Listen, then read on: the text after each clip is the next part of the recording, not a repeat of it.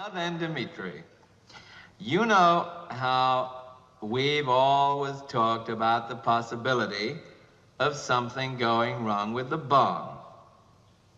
Well, now, what happened is one of our base commanders, he had a sort of, well, he went a little funny in the head.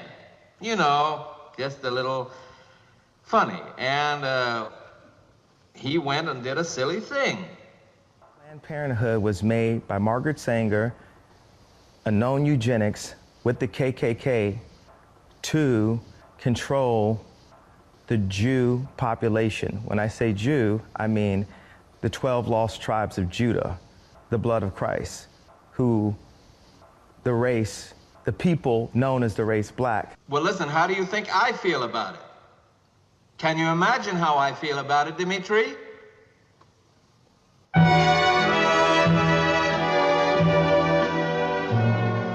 We'll meet again.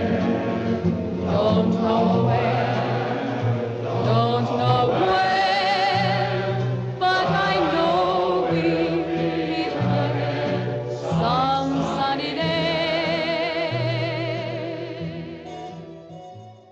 As far as, what his opinion is it's kind of less important than what the social or political effect of a black guy in his position making remarks like this, coming out, for example, coming out in the defense of whites, making remarks that are could be interpreted as anti-Semitic. But again, it's more complex than that, because it sounds like he's coming from a kind of theological or religious perspective when he's talking about being a Jew. He is from the inner city, though, in Chicago, presumably. Is that correct? Yes. He was born in Atlanta and he grew up in South Chicago. Yes. So he comes from a relatively poor inner city. Well, yes and no. His father, class. yes and no. His father does seem interesting. His mother was into the arts and was a professor, I believe, at Chicago State University, where he attended for 1 year before dropping out to become a professional musician. So it's a little more complicated. He's not, and you see this a lot. He's not exactly just like straight from the hood, and he doesn't know his father and his mother was on welfare or something. That's wrong about Kanye. I think he thinks more highly of himself as well. He's probably been around people who are political thinkers like his father. He had an estranged relationship with his father, but then in this interview, you see all this outreach to his father and demeaning his mother as surrounded by liberals and kind of brainwashed in this way. But so very interesting. But I think it's also safe to say that he wasn't just around people who were selling drugs or working part-time or whatever. I think he was actually around people and he's imbibed stuff from them that was political and kind of serious and philosophical and so on. And I think that's actually kind of added to his outspokenness and kind of curious personality. And I think there have been other rap stars too who have kind of bumped up against this as well, whether they've had like anti-Semitic lyrics or lyrics that could be interpreted as anti-Semitic, or have made statements that could be interpreted as anti-Semitic.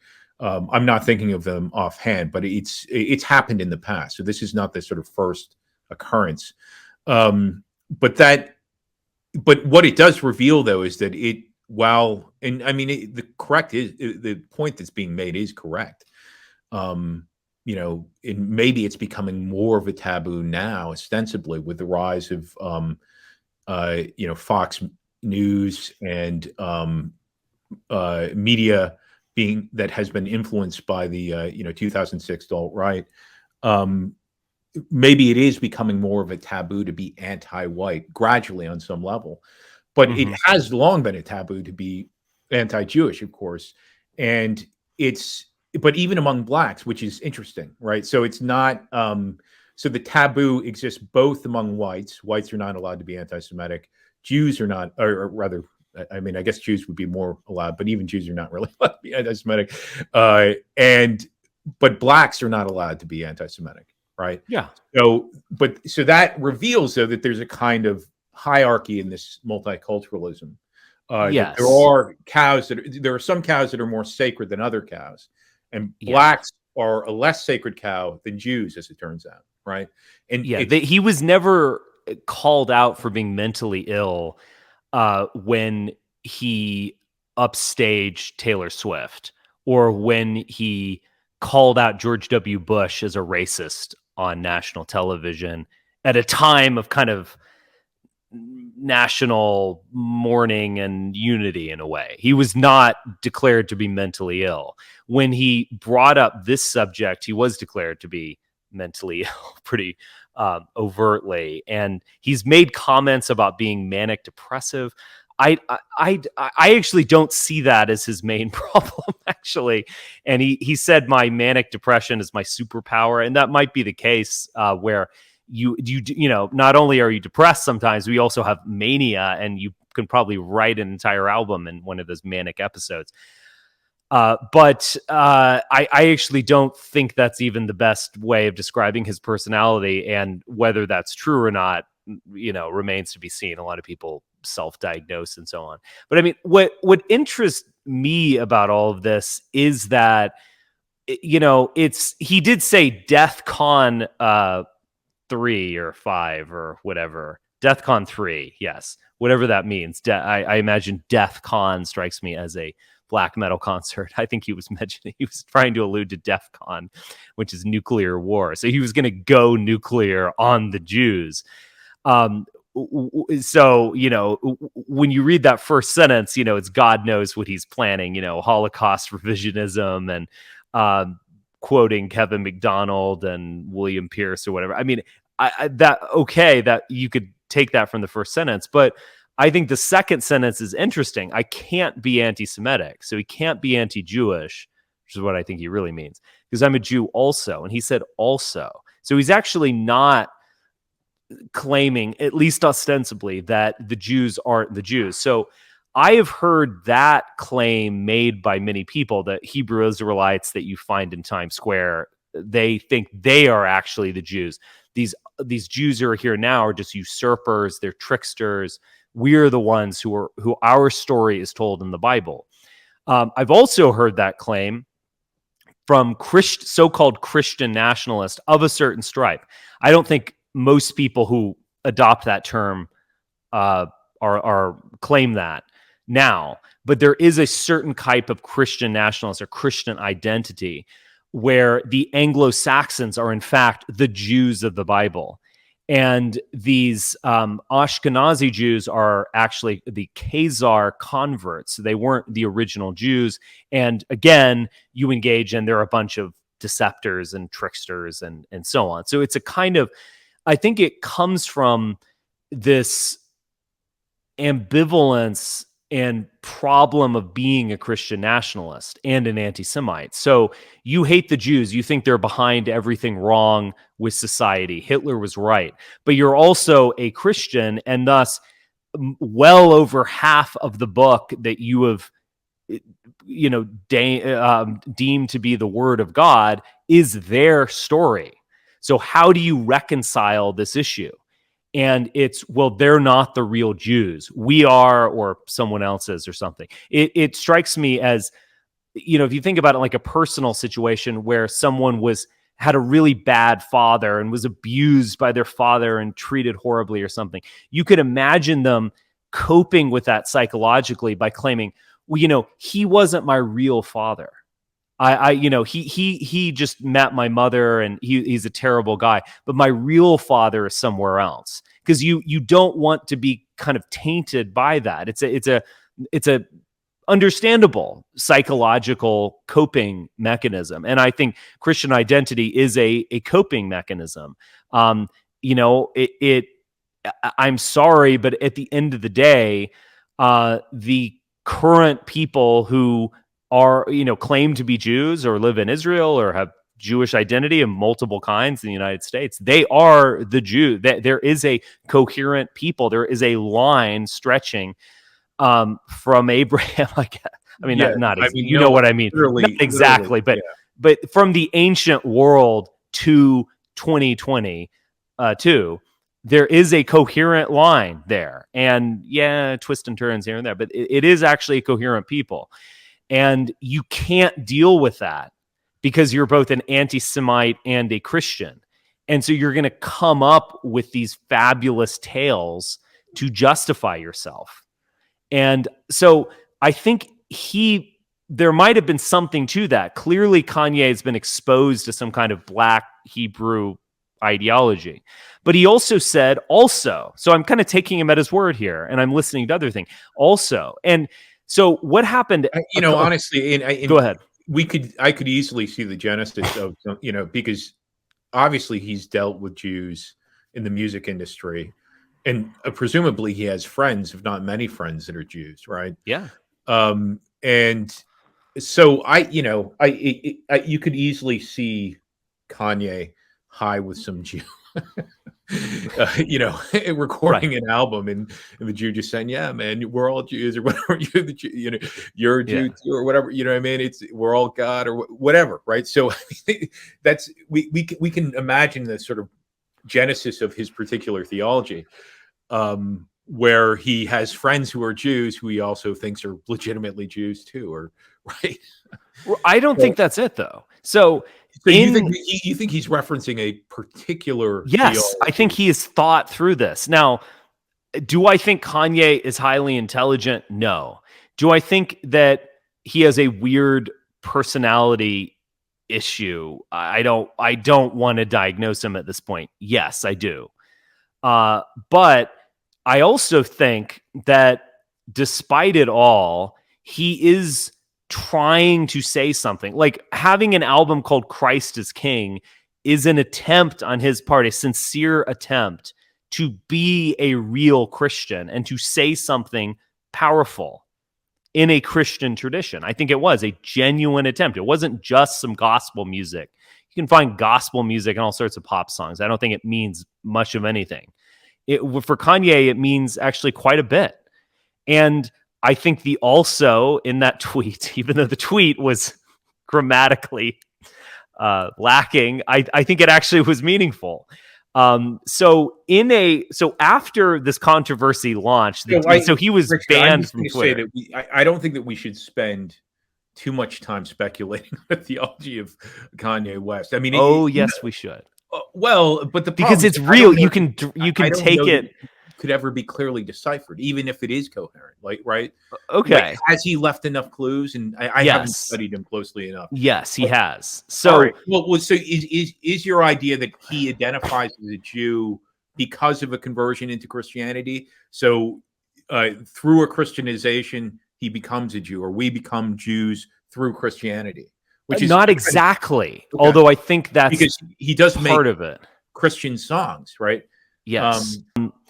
So after this controversy launched, someone at Fox News apparently leaked outtakes to Vice motherboard, which is, I actually don't know what that is.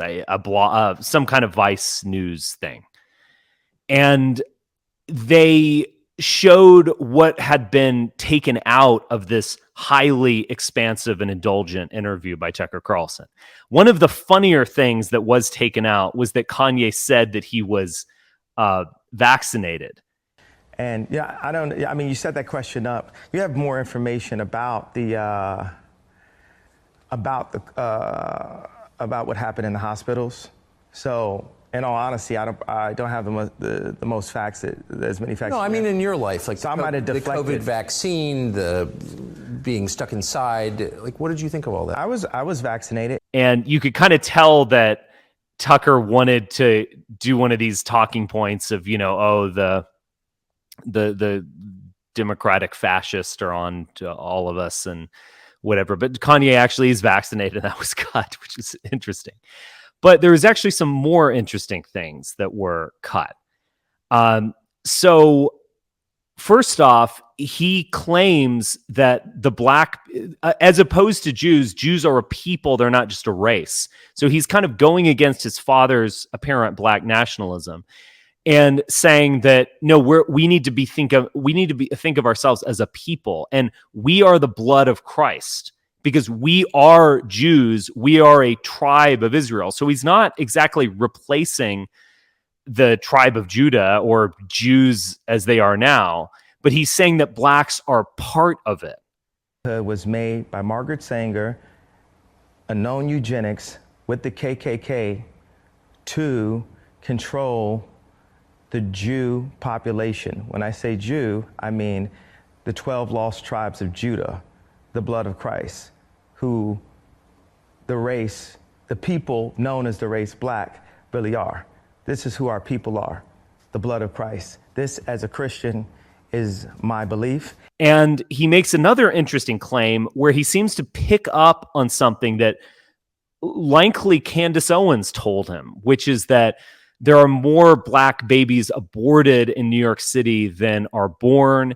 And if we go back to Margaret Sanger, you see the racism at the heart of Planned Parenthood and the contraception campaign, which was Margaret Sanger is the founder of Planned Parenthood. She was promoting contraception for what it's worth and not abortion, but put that aside.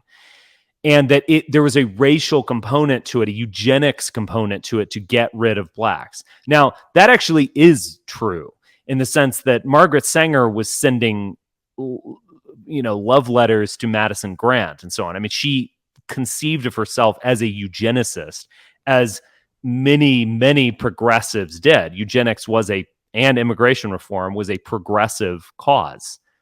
And we haven't had it since the progressives of the 20th century, first half of the 20th century I'm talking about, have left the scene. But anyway, so he's basically imputing racism into progressivism, which does have there's a good reason to do that, in fact. But he also says that Planned Parenthood is thus anti-Semitic, which is odd because Margaret Sanger's Jewish. But Planned Parenthood's anti-Semitic because they are attacking the blood of Christ, which includes blacks. So from what I can take it, he is saying that blacks are a tribe. They're maybe a lost tribe of Israel, but they are a tribe of Israel. They are part of the story. They were there in the Old Testament. And as Christians, they are continuing the story. So I do think it's not that it's kind of smart and it's weird, but I do actually think it's coherent and he is saying something. And in that way, I think he's actually getting at that weird ambivalence where he's not sure if he wants to hate the Jews or be the Jews. And even though he might be, righteously angry at, I don't know, Jewish globalists or Jews on Wall Street or Jews controlling the music industry and not promoting Christian messages and all this kind of stuff, he still sees himself as a part of that story. So it's a profoundly ambivalent outrage. But I think this is actually typical and tells us a lot about Christianity. Yeah, it's the problem of, when Nietzsche mocks or describes as ridiculous the Jewish, or rather the Christian anti-Semite. It's a kind of incoherent position, right? Yeah.